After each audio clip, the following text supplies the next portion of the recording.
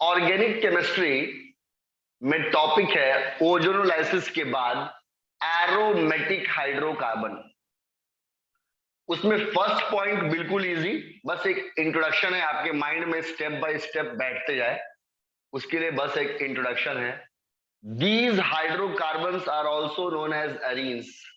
Aromatic hydrocarbons के लिए एक वर्ड भी यूज कर सकते हैं आप, एक वर्ड भी यूज कर सकते हैं, एरीन्स।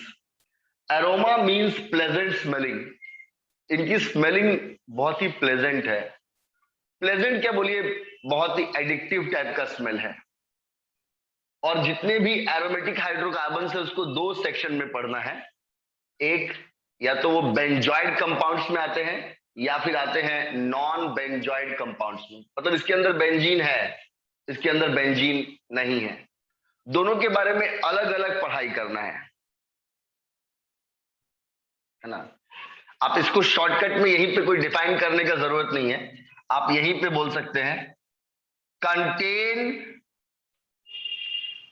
बेंजीन रिंग, और यहां पे बोल सकते हैं do not contain benzene ring. Benzoid compounds का पढ़ाई ज्यादा करना है, बेंजॉइड कंपाउंड्स का पढ़ाई ज्यादा करना है, नॉन बेंजॉइड का पढ़ाई नहीं करना। नॉन बेंजॉइड के बारे में फिर भी आप लोग पढ़ लीजिएगा, नॉन बेंजॉइड के बारे में फिर भी आप लोग पढ़ लीजिएगा, लेकिन ज्यादा फोकस आप सभी स्टूडेंट्स बेंजॉइड पे कीजिएगा।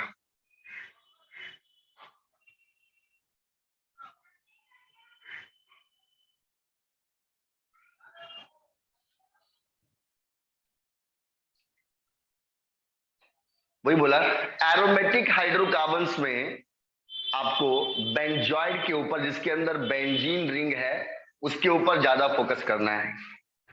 ये हो गया ना माही? सर हो गया। अब देखिए, यहां से पूरा कॉन्सेप्ट आपका डीप में स्टार्ट हो जाएगा। जो जो बातें समझाएंगे उन बातों के ऊपर ज्यादा ध्यान दीजिएगा, ज्यादा वही काम करेगा। इसमें नाइट्रेशन, सल्फोनेशन, ज्यादा यही सब के क्वेश्चंस इसके अंदर एरोमेटिक में आते हैं। पहले समझते हैं, एक शॉर्ट ट्रिक से पहले समझने का कोशिश करते हैं। हम लोग ज्यादा 11th या 12th या टारगेट में भी बेंजीन पे फोकस करते हैं, बेंजीन पे, यानी फॉर्मूला हो गया C6H6। अब ये बेंजीन कैसा कंपाउंड है? Benzene is highly unsaturated. तीन तीन ट्रिपल बॉन्ड है। Benzene is highly unsaturated. Triple bond मतलब एक्स्ट्रा में पाई बॉन्ड आता है तो आप उसको सैचुरेटेड, सिंगल बॉन्ड को बोलते हैं सैचुरेटेड, और एक्स्ट्रा में पाई बॉन्ड आता है तो बोलते हैं अनसैचुरेटेड। इसमें तीन तीन पाई बॉन्ड है। Benzene is highly unsaturated but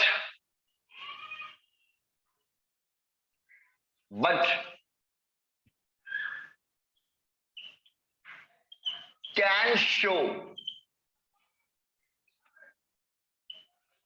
majority of aromatic reactions। लेकिन बहुत सारे, लगभग आप 12th में हर चैप्टर को पढ़ते हैं तो सब चैप्टर में, जितने भी 12th क्लास में चैप्टर हैं, haloalkanes and haloarenes, alcohol, phenols and ether, aldehyde, ketones and carboxylic acid, amine, वो सबका लास्ट वाला पोर्शन बेंजीन ही है। हर चैप्टर जहां एंड करता है वहां लास्ट में फिर बेंजीन के बारे में ही पढ़ना है कि वो बेंजीन एरोमेटिक होता तो कैसा रिएक्शन करता।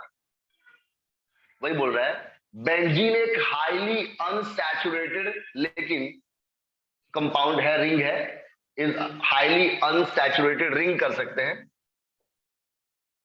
But can show majority of aromatic reactions. Structure ऐसा है, देखिए आप एक 6 साइड का हेक्सागोन बनाते हैं, 6 साइड का, और उसमें 3 अल्टरनेट पर पाई बॉन्ड देते हैं। जहां जहां भी रिंग मुड़ रहा है वहां वहां कार्बन है। कार्बन का 3 बॉन्ड तो सब में पूरा है, तो एक एक हाइड्रोजन सब जोड़ता है, एक एक हाइड्रोजन सब जोड़ता है। ये बेंजीन का ओरिजिनल स्ट्रक्चर है। इसको वो लोग शॉर्टकट में H या C दिखाता नहीं है, और ये पाई बॉन्ड भी अंदर रेजोनेंस के थ्रू घूमते रहता है, इसलिए बहुत से बुक्स में या सभी बुक्स में लगभग इसको ऐसे दिखाता है। ये दोनों एक ही है, ये भी आपका C6H6 है और ये भी आपका C6H6 है। तो अर्णव पांडे, ये जो C6H6 है इसमें कितना सिग्मा है और कितना पाई है? बेंजीन का ये स्ट्रक्चर जो है C6H6, इसमें कितना सिग्मा और कितना पाई है? सर 11 सिग्मा है और 3 पाई है। 12 सिग्मा है। देखिए C और C के बीच वाला देखिए, 1 2 यस सर 12 है। 3 4 5 6, ये साइक्लो है ना। अगर यही चेन होता तो 5 होता, पर ये साइक्लो है, साइक्लो में 6 का 6 ही रहेगा। 6 सिग्मा बॉन्ड C/C वाला हो गया और 6 C बॉन्ड H वाला, तो टोटल हो गया 12 सिग्मा और अंदर में 3 पाई। यानी बेंजीन के स्ट्रक्चर में टोटल 12 सिग्मा बॉन्ड्स है और 3 पाई बॉन्ड है। इसके सभी कार्बन का हाइब्रिडेशन क्या होगा माही? हर कार्बन इसका 3 डायरेक्शन में बॉन्ड बना रहा है, तो इसका हाइब्रिडेशन क्या होगा? sp2। हर कार्बन बेंजीन का sp2 है। All carbon atoms in benzene ring, सब में एक पाई बॉन्ड है। डायरेक्शन सबका 3 ही है, 1 2 3। फिर यहां पे देखिए 1 2 3, सबका 3 ही है, इसलिए सभी कार्बन एटम्स बेंजीन रिंग में आर sp2 हाइब्रिडाइज्ड। तो बेंजीन के बारे में आपके दिमाग में एक छोटा सा पढ़ने के पहले, बेंजीन के बारे में आपके दिमाग में एक छोटा सा पढ़ने के पहले इंट्रोडक्शन कर दिए। इस इंट्रोडक्शन में आपने बताया कि बेंजीन एक हाईली अनसैचुरेटेड, बेंजीन एक हाईली अनसैचुरेटेड एरोमेटिक कंपाउंड है। बेंजीन एक हाईली अनसैचुरेटेड एरोमेटिक कंपाउंड है, लेकिन ये शो करता है मेजॉरिटी ऑफ एरोमेटिक रिएक्शंस, लेकिन ये बहुत सारे एरोमेटिक रिएक्शंस शो करता है। और बेंजीन के स्ट्रक्चर को बना के दिखा दिए, प्लस जो आप इसको यूज करेंगे शॉर्टकट में उसको ऐसा यूज करेंगे। बेंजीन के अंदर 12 सिग्मा बॉन्ड से 3 पाई है, और जितने भी कार्बन एटम्स हैं वो सब sp2 है, ऑल कार्बन sp2। अब देखते हैं कि हम लोग कैसे पहले बेंजीन में कुछ बात को समझेंगे। एक दो चीज का अंदाजा हमको स्ट्रक्चर देख ही के लग जाता है। फिर आप एरोमेटिक में क्लास 12th में भी कोई भी रिएक्शन करेंगे तो आपको पहले से मालूम होगा वो जो अटैक करने वाला इलेक्ट्रोफाइल या न्यूक्लियोफाइल है वो कहां जाकर जुड़ेगा। ये वाला हो गया ना रोमा?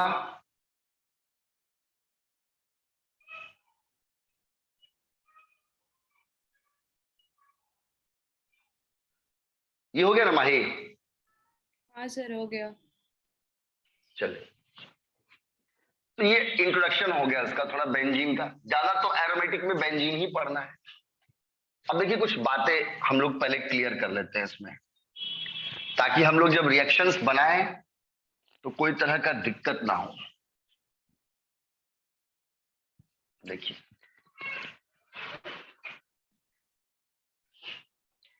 लेट अस सपोज, अब हम लोग बेंजीन के कुछ खास डेरिवेटिव्स पढ़ते हैं, मतलब जो भी एरीन्स में आते हैं। अगर ये बेंजीन का रिंग है और आपको मालूम है 3 पाई बॉन्ड है, उसको बनाने में काफी टाइम लगता है, इसलिए आप लोग राउंड कर देते हैं, और इसके ऊपर हमने लगा दिया OH, अल्कोहल। अल्कोहल लगाने के लिए इस कार्बन के पास जो हाइड्रोजन था वो तो हटाना पड़ेगा, तभी लगेगा। तो फॉर्मूला हो गया C6H5OH, और इसका नाम हो गया फिनॉल या बेंजेनॉल, और फिनॉल के नाम से ही फेमस है। अब इसके नेचर के बारे में समझिए। आप इस स्ट्रक्चर को अब अच्छे से फिर से बना लीजिए, और इसमें अंदर तीनों पाई बॉन्ड्स को अलग से दिखाइए। ऐसे भी दिखा सकते हैं आप, अल्टरनेट पे होना चाहिए, या फिर अगर चाहेंगे तो ऐसे भी दिखा सकते हैं, इधर इधर, एक ही बात है, अल्टरनेट पे होना चाहिए 3 पाई बॉन्ड। अब देखिए इसके अंदर जो अल्कोहल लगा वो O और बॉन्ड H है। ऑक्सीजन के बाहर में 6 इलेक्ट्रॉन होते हैं, atomic number 8, 2, 6। Outer most shell में 6 इलेक्ट्रॉन है। 6 में से उसने एक बेंजीन को बॉन्ड बनाने में दे दिया और एक हाइड्रोजन को, तो इसके पास 4 इलेक्ट्रॉन बच गए। यानी इसके पास 2 लोन पेयर है, एक लोन पेयर ये और एक लोन पेयर यहां पे। फिनॉल में हम शो करें चाहे ना शो करें, वो ऑक्सीजन का पास में लोन पेयर है, क्योंकि उसके पूरे इलेक्ट्रॉन्स बॉन्ड बनाने में यूज नहीं हुए। उसने बस एक बेंजीन से बॉन्डिंग किया और एक हाइड्रोजन से बॉन्डिंग किया, तो 4 इलेक्ट्रॉन बचे, दोनों लोन पेयर बचे हैं। ठीक है, अब देखिए स्टूडेंट्स, जब ये 2 लोन पेयर बचेगा तो इसका कंजुगेशन हो जाएगा पाई सिग्मा लोन पेयर, है ना। यानी कंजुगेशन का आप लोग पहले भी पढ़े होंगे, कंजुगेशन हो गया पाई सिग्मा लोन पेयर। तो ये सब शो करता है जिसमें पाई सिग्मा लोन पेयर होता है, मतलब लोन पेयर बच जाता है। यहां lone pair is present on the atom, lone pair is present on the atom directly connected to benzene ring, on the atom directly connected to benzene ring। यहां lone pair उस atom पे मौजूद है जो बेंजीन के ring से directly connected है। Show plus R effect, इसको पॉजिटिव रेजोनेंस इफेक्ट कहते हैं। मतलब अब बेंजीन के ऊपर हम कुछ भी अगर जोड़ के देंगे तो जिसमें भी लोन पेयर बचेगा वो प्लस आर इफेक्ट शो करेगा। अर्णव, जो भी प्लस आर इफेक्ट शो करता है वो अटैक करने वाले को कहां कहां जोड़ता है?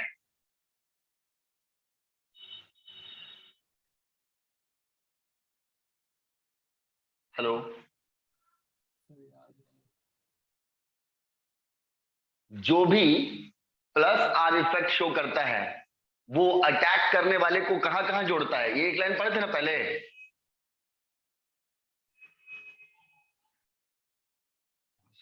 सर याद नहीं सर। जी, देखिए इसको सीख लीजिए, क्योंकि ये बिल्कुल याद होना चाहिए स्पीड से। मैंने मान लीजिए कि 12th का 30% जो भी हर चैप्टर के लास्ट वाला यही है, चैप्टर के लास्ट में फिर यही कंसेप्ट अप्लाई होता है। जो भी चैप्टर एंड करेगा वो बेंजीन पे जाके एरोमेटिक में जाके एंड करेगा, और सब यही कंसेप्ट आपसे पूछेगा। यहां पर setting pi sigma lone pair का हो गया, तो लोन पेयर वाला आने के लिए लोन पेयर उस एटम पे मौजूद होना चाहिए जो डायरेक्टली बेंजीन के रिंग के साथ कनेक्ट है। ये शो करता है प्लस आर इफेक्ट, यानी कि पॉजिटिव रेजोनेंस इफेक्ट। और इसमें खासियत है, नोट में,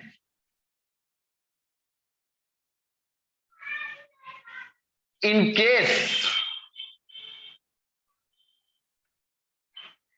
in case of positive resonance effect, in case of positive resonance effect, attacking group is attached at ortho and para positions. इसमें ऑर्थो हमेशा माइनर होता है और पैरा हमेशा मेजर होता है। पहले लिखिए फिर समझाते हैं। कभी भी बेंजीन का टॉपिक आएगा तो वो जब आपको क्वेश्चन देगा तो बेंजीन में कुछ ना कुछ ऊपर जोड़ कर देगा। जैसे पॉइंट नंबर 4 में स्टूडेंट्स हमने बेंजीन के ऊपर जोड़ के आपको दिया है अल्कोहल OH। अब माही OH में OH का स्ट्रक्चर हमने ड्रॉ किया तो ऑक्सीजन के आउटर मोस्ट में 6 था जिसमें से उसने 2 बॉन्ड बनने में ले लिया तो उसके पास लोन पेयर बच गया।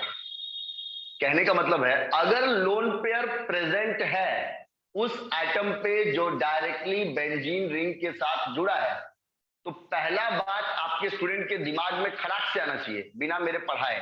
कोई भी जगह मैं कोई पढ़ाऊंगा भी नहीं तो भी बोलूंगा ये स्ट्रक्चर देख के बताओ क्या करेगा तो आपको बोलना है सर ये +R इफेक्ट करता है, पॉजिटिव रेजोनेंस इफेक्ट। और बोलेंगे इससे क्या होता है तो नोट वाला बात बोलना है आपको। सर जो भी पॉजिटिव रेजोनेंस इफेक्ट करता है ना सर वो अटैक करने वाले ग्रुप को या तो ऑर्थो पे जोड़ता है सर नहीं तो पारा पे जोड़ता है। ऑर्थो वाला कम बनता है इसलिए उसको माइनर बोलते हैं और पारा वाला ज्यादा बनता है इसलिए उसको मेजर बोलते हैं। अब आपको एग्जांपल देके समझाते हैं।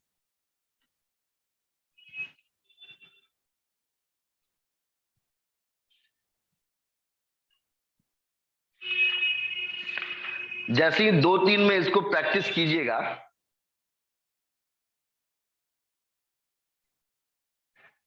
जैसे ही 2-3 टॉपिक्स में इसको प्रैक्टिस कीजिएगा आपका ये कॉन्सेप्ट दिमाग में बैठ जाएगा, एक्टिवेट हो जाएगा।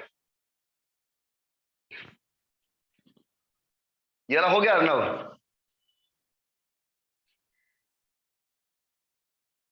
एक मिनट लास्ट वाला लिखेगा नोट वाला जी। In case of positive resonance effect attacking group is attached at ortho and para positions। Ortho minor है और जो पारा है वो मेजर है।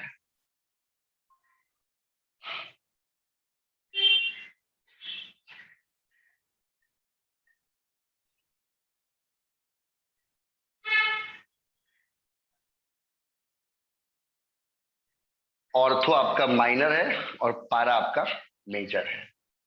अब देखिए समझाते हैं इसको, पहले समझने का कोशिश कीजिएगा।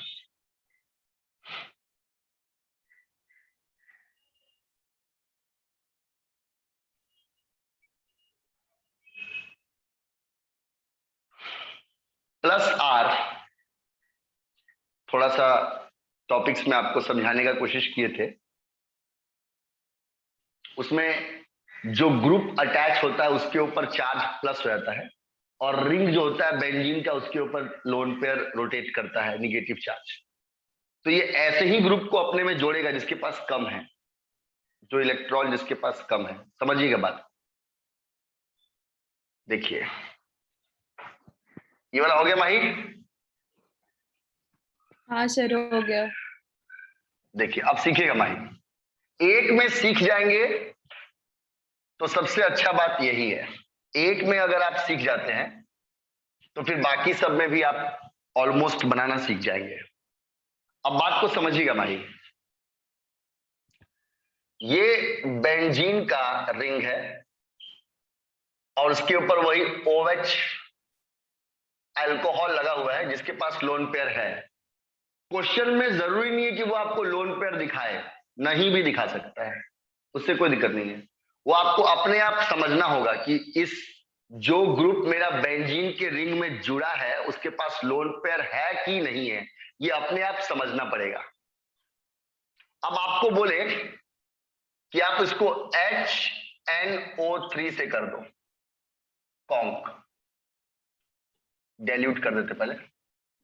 डाइल्यूट मतलब पानी मिला हुआ। आप अगर फिनॉल को डाइल्यूट HNO3 से कर दो, नाइट्रिक एसिड से, in the presence of conc H2SO4, nitric acid से किया, in the presence of conc sulphuric acid, ये कैटलिस्ट है। जिस भी प्रोसेस में आप ऐसा करते हैं जिसमें आप किसी एरोमेटिक कंपाउंड को, बेंजीन से तो बना ही हुआ है, अल्कोहल लगा ही हुआ है, उसको नाइट्रिक एसिड से करते हैं, कॉन्क H2SO4 के प्रेजेंस में करते हैं। अच्छे से याद कर लीजिए, ये दोनों जब भी केमिस्ट्री में आएगा तो प्रोसेस को कहा जाएगा नाइट्रेशन। नाइट्रेशन, ठीक है, ध्यान दीजिएगा, समझिएगा बात को। थोड़ा सा बस मेहनत करना पड़ता है, उसके बाद फिर 12th में आराम ही रहता है, टारगेट में भी जल्दी ऑप्शंस टिक करने के लिए इजी रहता है। नाइट्रेशन नाइट्रो ग्रुप के एडिशन के लिए वर्ड यूज किया गया है। तो ये जो नाइट्रिक एसिड का स्ट्रक्चर है उसको समझिएगा, वो इस तरह का होता है। देखिएगा बात को, जो नाइट्रिक एसिड है उसका ऐसे होता है HON डबल बॉन्ड O और डेटिव बॉन्ड O। मतलब इसके पास दो, आप इस डेटिव बॉन्ड का मतलब जानते हैं कि दोनों इलेक्ट्रॉन्स नाइट्रोजन ने दिया है, ऑक्सीजन का 6 का 6 ऐसे ही फ्री है, और यहां पे भी ये स्ट्रक्चर है इसका। ये जो सल्फ्यूरिक एसिड है वो H+ देता है। चैप्टर 7 इक्विलिब्रियम में इस बात को समझाया गया है कि कोई भी वीक एसिड पार्शियली डिसोशिएट करता है, थोड़ा सा टूटता है, H+ कम होता है उसका। लेकिन कोई भी स्ट्रॉन्ग एसिड H2SO4, HNO3 या HCl हाइड्रोक्लोरिक एसिड, कोई भी स्ट्रॉन्ग एसिड पूरा अल्फा बराबर 100% डिसोशिएट करता है, तो बहुत ज्यादा H+ देगा जिसकी वजह से टूट जाता है। तो ये यहीं पे स्ट्राइक करके इसको टूटता है, H2O बना के अलग अलग कर देता है इसको। तो टूटने के बाद ये वाला पोर्शन पे माही OH जो है ना माही, ये वाला पोर्शन जो OH का बना वो निगेटिव होता है, और जो NO2 बना वो पॉजिटिव होता है। ठीक है, जो OH हुआ वो निगेटिव होता है और जो NO2 बना वो पॉजिटिव आता है। मतलब इसका इलेक्ट्रॉन इसके पास चल जाता है। तो जिसके पास इलेक्ट्रॉन ज्यादा होता है, इलेक्ट्रॉन डेंसिटी हाई हो जाती है, उसमें माइनस यूज करते हैं, और जिसके अंदर इलेक्ट्रॉन डेंसिटी आपका कम होता है उसमें प्लस यूज करते हैं। ठीक है, तो NO2 जिसको नाइट्रो बोलते हैं उसके ऊपर चार्ज कम है, तो ये +R वाला इसको जोड़ सकता है, क्योंकि +R वाले में ग्रुप पे प्लस आता है और बेंजीन पे माइनस जाता है। क्योंकि ये लोन पेयर है और आपको पढ़ाई के बाद मालूम पड़ गया कि ये पाई सिग्मा लोन पेयर से +R करेगा, तो आपके माइंड का टेंशन दूर हो गया। आप इस नाइट्रो को 2 जगह जोड़ेंगे, मतलब आप फिनॉल को 2 बार ड्रॉ कर लेंगे, बेंजीन फिनॉल प्लस एक और बार ड्रॉ कर लेंगे वही चीज को, फिनॉल। बोले सर ये 2 बार है तो उससे क्या फर्क पड़ता है, यहां पे 2 कर देंगे। एक बार आप नाइट्रो को पैरा पे जोड़ेंगे 1 2 3 4, और एक बार आप उस नाइट्रो को 1 2 ऑर्थो पे जोड़ेंगे। इसका नाम हो गया पैरा नाइट्रोफिनॉल, क्योंकि आपने पढ़ा है कि जो भी चीज +R इफेक्ट करता है वो अटैक करने वाले को 2 जगह जोड़ता है। अब आपके माइंड में आएगा कि सर NO2 तो 2 बार हो गया, कोई बात नहीं, हम HNO3 को कर लेते हैं। एक HNO3 टूटता है तो एक OH माइनस और एक NO2 प्लस आता है। हमको दो जगह जोड़ना है तो हमने दो कर लिया, तो दो OH माइनस और दो NO2 आ गया। एक NO2 पैरा पे लग गया, एक NO2 ऑर्थो पे लग गया। जहां जहां लगा वहां से दो हाइड्रोजन निकल गया, दो हाइड्रोजन वो वाला और दो OH वाला, ये दोनों मिलके बन जाएगा प्लस 2H2। यानी कोई भी प्लस R इफेक्ट वाले ग्रुप का नाइट्रेशन करेंगे, मतलब नाइट्रिक एसिड के साथ रिएक्शन करेंगे in the presence of the best catalyst H2SO4 sulphuric acid, तो वो नाइट्रेशन करते वक्त जिसके पास लोन पेयर होता है वो उसको दो जगह ले जाकर जोड़ देता है। एक जगह जोड़ता है पैरा पे और एक जगह जोड़ता है ऑर्थो पे। इसका परसेंटेज ज्यादा होता है 80 से 85%, ये थोड़ा कम बनता है 10 से 20, 15 से 20%। तो जो ज्यादा बनता है उसको आप मेजर बोलते हैं और जो कम बनता है ये वाला इसको आप माइनर बोलते हैं। ऐसा इसी में नहीं, हर उस ग्रुप में होगा जिसके पास लोन पेयर बचेगा, उसमें आपको सोचना नहीं है, वो रूल्स के अकॉर्डिंग है ना, वो रूल्स के अकॉर्डिंग है। अभी और एग्जांपल्स देंगे, पहले इसको लिखिएगा।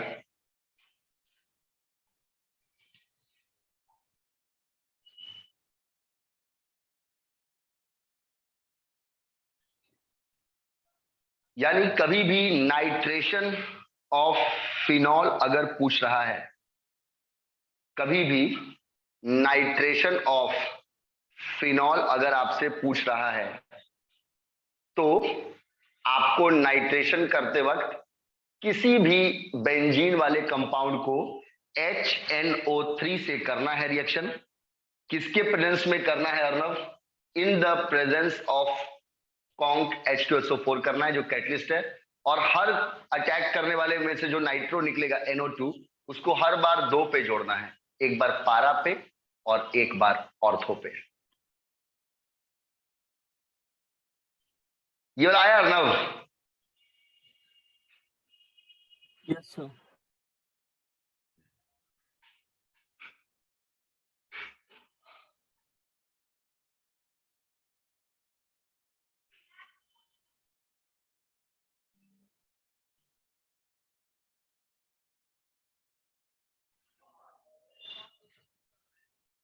चलिए जैसे ही हो जाएगा तो बोल दीजिएगा, रब करके आगे बताएंगे। हो गया सर। 10 मिनट का टाइम है, ऑफ हो जाएगा तो फिर से लॉग इन कीजिएगा। देखिए अब इससे कितना वर्क आपका इजी हो गया। अब लेट अस सपोज हम आपको आगे जो पॉइंट देते उसमें हम यही सेम आपको नाइट्रेशन करने का रिएक्शन देते, लेकिन हम वो नाइट्रेशन करने का जो रिएक्शन है वो क्लोरोबेंजीन से बोलते हैं आपको। मतलब फिफ्थ में सेम टॉपिक देते कि ये देखो आपके पास बेंजीन है और बेंजीन के ऊपर हम कोई भी हैलोजन लगा देते, फ्लोरीन, क्लोरीन, ब्रोमीन, आयोडीन। ज्यादा अच्छा रिएक्शन क्लोरीन करता है, इलेक्ट्रॉन एफिनिटी बहुत ज्यादा है इसलिए क्लोरीन लगा दिए। आपको मालूम है कि क्लोरीन के बाहर में 7 होता है, 7 में से उसने वो एक ही देता है बस बेंजीन को, तो उसके पास 3 लोन पेयर बचा होता है, पाई सिग्मा लोन पेयर। ये देखने को आपको मालूम पड़ गया कि इसमें भी पाई सिग्मा लोन पेयर का कंजुगेशन है और ये भी करता है प्लस R इफेक्ट, इसलिए अब इसमें भी आपको कोई टेंशन नहीं है, बहुत इजीली आप सॉल्व कर देंगे। बस सर नाइट्रेशन करें, बोलेंगे हाँ बाबू नाइट्रेशन कर दो, बस सर कर दीजिए डाइल्यूट HNO3 से in the presence of conc H2SO4। Dilute nitric acid से किया in the presence of conc H2SO4, तो आपको मालूम है प्लस R इफेक्ट के रूल के अकॉर्डिंग ये क्लोरोबेंजीन आप 2 बार कर लेंगे। बैलेंस नहीं भी करेंगे तो कोई बात नहीं है, कर भी सकते हैं नहीं भी कर सकते हैं। और एक बार नाइट्रो को जोड़ देंगे पारा पे और एक बार जोड़ देंगे ऑर्थो पे। पारा का मतलब होता है 1,4, ऑर्थो का मतलब होता है 1,2। तो और प्लस ये 2 बार है तो इसको डबल कर दीजिए। नाइट्रो भी 2 बार आया तो HN3 को डबल कर दीजिए। 2 OH माइनस यहां बचेगा और 2 H निकल गया तो प्लस हो जाएगा 2H2O, है ना। इसका नाम हो जाएगा पैरा नाइट्रो क्लोरोबेंजीन, जो ज्यादा बनेगा मेजर, और इसका नाम हो जाएगा ऑर्थो नाइट्रो क्लोरोबेंजीन, ये हो जाएगा माइनर। यानी कोई भी लोन पेयर जिसमें बचता है, अगर वैसा ग्रुप हम आपको केमिस्ट्री में देते हैं, बस याद रखिएगा लोन पेयर उसी आइटम पे होना चाहिए जो डायरेक्ट बेंजीन को छू रहा है, और तब आपको बोलेंगे कि उसको नाइट्रेशन करके दिखाओ, तो आप उसके नाइट्रेशन में जरा सा भी टाइम मत लगाइएगा। आप वो जो नाइट्रो है उसको 2 जगह जोड़ के दिखाइएगा, एक ऑर्थो पे और एक पैरा पे, according to rule of plus R effect.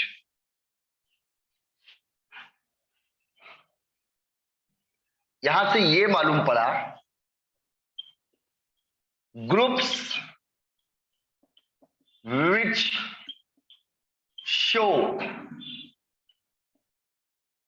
plus R effect are ortho and para directing in nature। Groups जो प्लस आर इफेक्ट शो करते हैं वो नेचर से ऑर्थो और पारा डायरेक्टिंग होते हैं।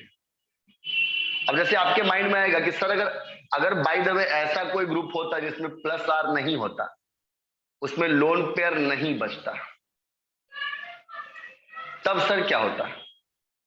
जैसे मान लेते हैं सर कि हमारे पास बेंजीन है और इसके ऊपर लगा हुआ है C double bond O single bond OH, यानी कार्बोजाइलिक एसिड है, इसका नाम है बेंजोइक एसिड, इसको बोलते हैं बेंजोइक एसिड। कार्बन के बाहर में 4 इलेक्ट्रॉन्स होते हैं, कार्बन के बाहर में 4 इलेक्ट्रॉन्स होते हैं, तो एक उसने OH को दे दिया, 2 दे दिया ऑक्सीजन को और 1 दे दिया बेंजीन को, चारों खत्म हो गया। लोन पेयर भले है इस ऑक्सीजन के पास और इसके पास, लेकिन ध्यान देना रव